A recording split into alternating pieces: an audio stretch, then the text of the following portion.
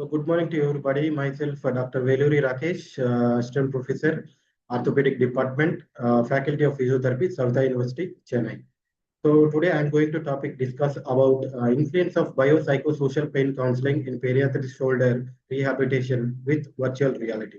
So with this title, what I'm going to say, how pain counseling using the biosocial psychosocial model impacts outcomes in shoulder rehabilitation when combined with the virtual reality based therapy. So coming to my introduction, so pediatric shoulder is a chronic condition affecting the shoulder, causing pain, stiffness, and reducing the movement. So the condition can cause seriously difficulty in daily functioning due to limited use of shoulder. It develops because of inflammation and fibrosis in the shoulder joint. The main treatment in physiotherapy, exercise and physical therapy techniques to restore the movement. So virtual reality creates the interactive and multidisciplinary experiences that can improve the movement training and support the brain adaptation. So studies shows that virtual reality can help reduce the pain and improve the function because of it makes therapy more engaging to the patients. So however, virtual reality alone may not be enough with fully address the psychological and emotional sides of chronic pain such as frozen shoulder. So the biopsychosocial model considers not just the physically, but also emotional and social influences on pain and disability. So while virtual reality and biopsychosocial approaches are each helpful to their own and limited research how well they work together with the frozen shoulder. The goal of the study mentioned that combining these two methods leads to better recovery using a more holistic and patient-centered approach.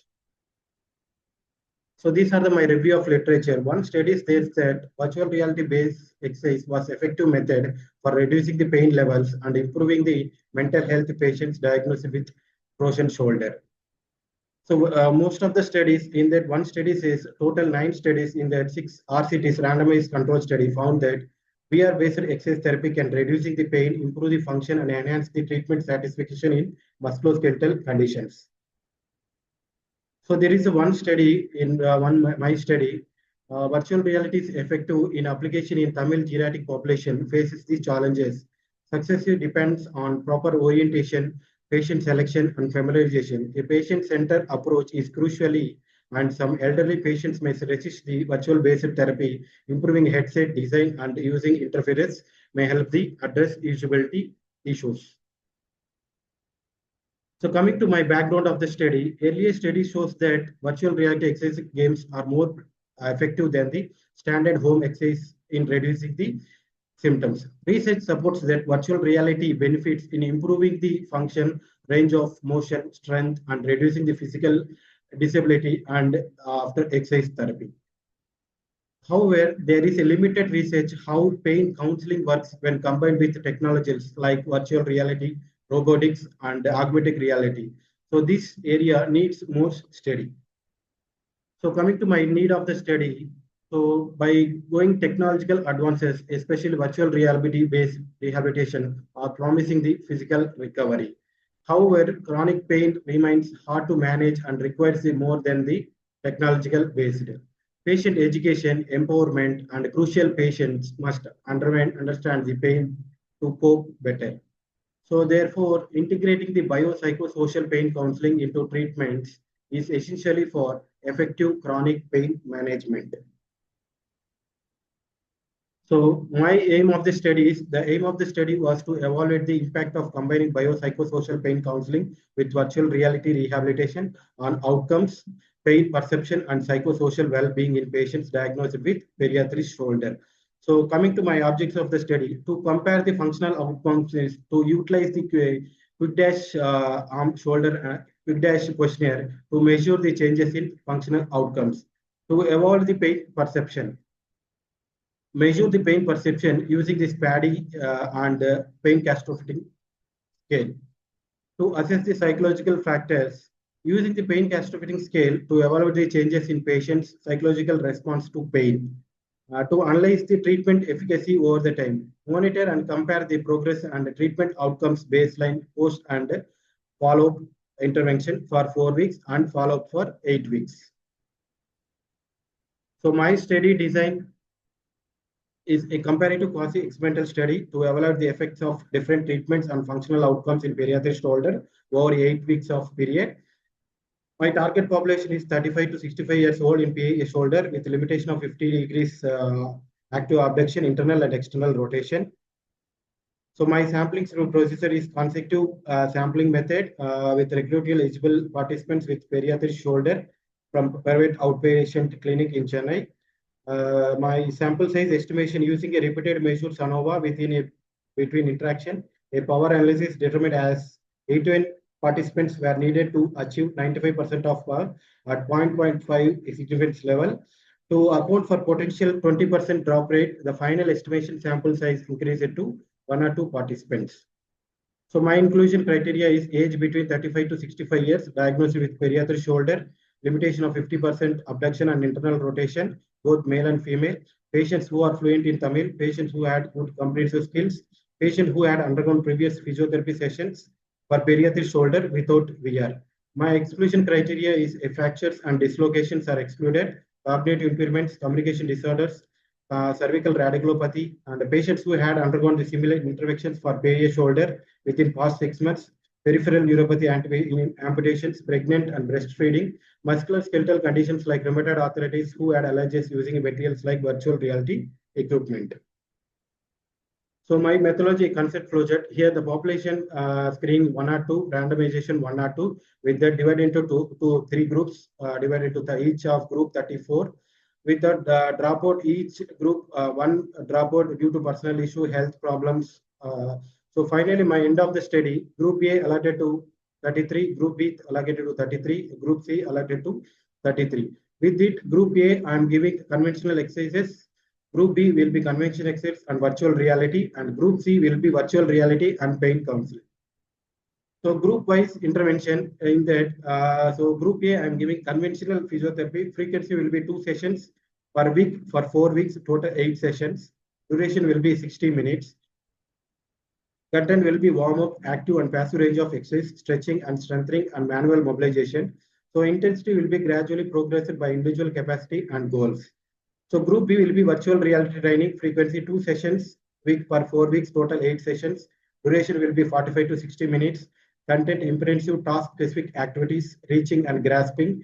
Intensity will be progressive, adjusting with real-time feedback. So group C, I'm giving virtual reality and biopsychosocial pain counseling. Frequency will be 1 combined session with the virtual reality and 1 additional virtual reality. Total 8 4 counseling plus 8 VR sessions over the 4 weeks. So duration will be 90 minutes, 45 minutes each of counseling and VR. Content will be cognitive behavioral strategies plus VR rehabilitation.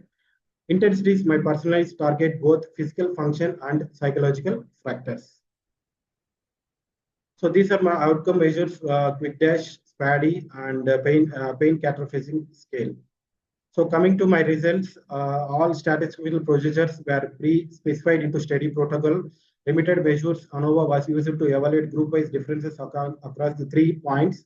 Pair-wise comparisons were performed with Boniferi correction with a significance level of 0.5. Per protocol analysis was conducted 99 participants which completed the intervention and missing data from dropouts were imputed. No between the sensitive analysis were conducted due to the short duration and minimal participant risk. So these are my outcome scores, group baseline, post-intervention and follow-up, quick dash, SPADI and pain catastrophizing scale. So coming to graph 1, here a quick dash functional disability outcome over the time. If you see in this graph, so group A, group B, there is no significant improvement in pre and post intervention. When coming to follow-up, you can compare to group A and group C, more you can see the significant differences in group C, what we are giving virtual reality and biopsychosocial pain counseling in that quick dash.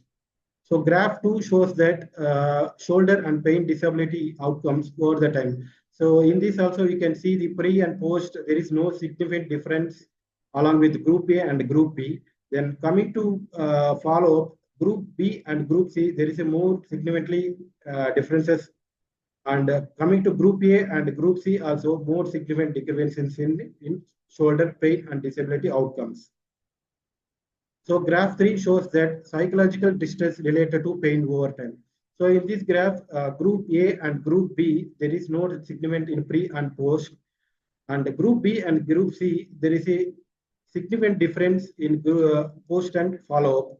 You can see in group A and group C, post and follow-up, there is a significant difference in along overall the groups.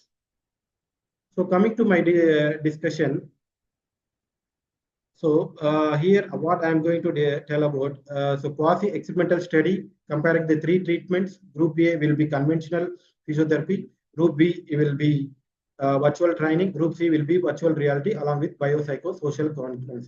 So in this, all groups improved. Group C shows the greatest improvement in disability, pain and function, and pain-related negative thoughts. So this shows adding biopsychosocial counseling to virtual reality gives extra benefits in reducing the pain and disability and psychological distress.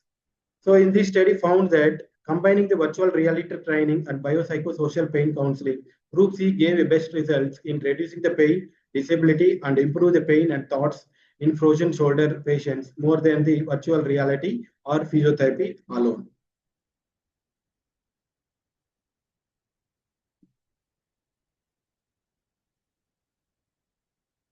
So my conclusion of the study is this study which showed that benefit of virtual training, physical rehabilitation, and biopsychosocial counseling in individuals with periarthritis shoulder.